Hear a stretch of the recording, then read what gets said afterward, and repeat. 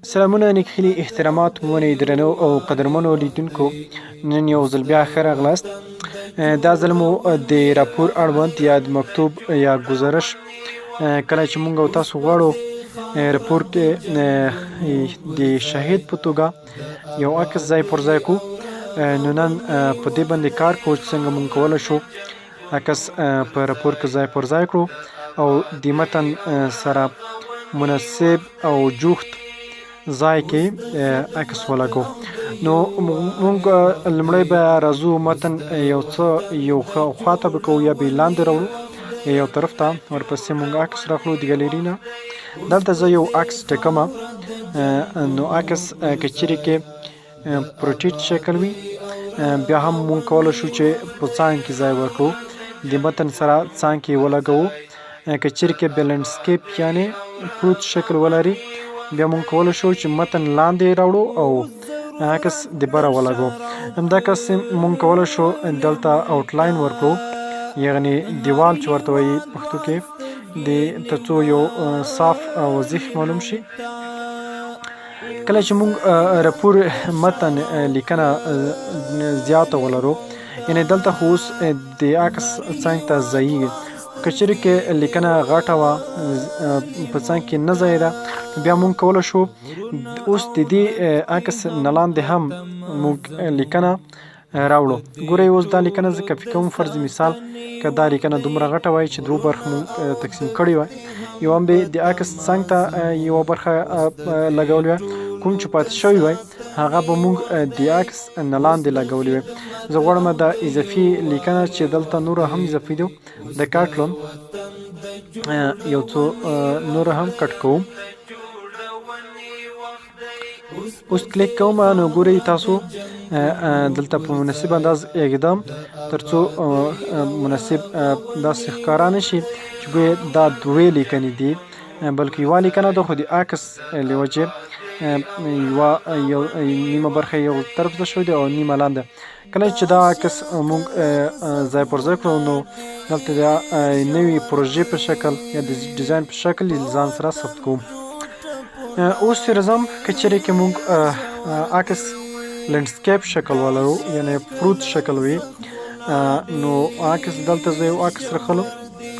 ګورئ دا عکس چې د لینډسکیپ یا پروت شکل دی، دا د موضوع لاندې په مناسب انداز د موضوع سره تر څو وضیح معلوم شي لاندې اږدم او د لیکنه چې ده لیکنه د عکس نه لاندې راوړم. دلته خو یو طرف ته د په څنګ کې ښي یا چاپ طرف ته لیکنه نه ځایږي، نو مجبور یم چې لاندې راوړم او د ګزارش یا د مکتوب کومه مرجع چې ده هغه اوس یو څو غواړم آوټلاین ورکړم. آوټلاین باید سپین وي، که چیرې کې عکس سره عکس داسې مو چې هغه تور غوندې و او توره لیکنه وضیحه نه معلومه ده پرې، نو مونږ آوټلاین سپین باید ورکړو. همدا قسم لاندې السلام علیکم چې دی دا هم غواړم آوټلاین ورکړم او آوټلاین باید دلته هم سپین وي تر څو وضیح معلوم شي. که چیرې کې تاسو غواړئ مرجع ته چې تاسو لیکلي وي هغه لاندې راوړئ، تاسو کولی شئ هغه هم لاندې راوړئ.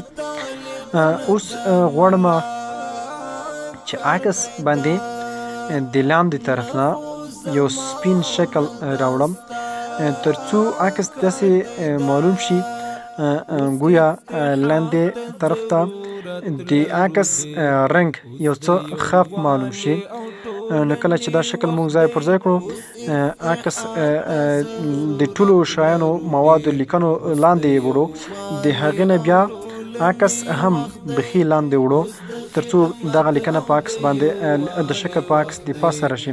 نو کله مو چې دا تغیرات راوستو عکس ثبت کوم یا راپور ثبت کوم او ګورم چې څه ډول راپور ثبت شوی د ګالري کې تاسو وګورئ.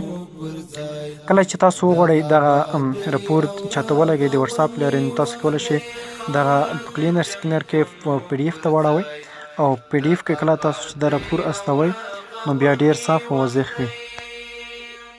لونو بوټو توی د غواړي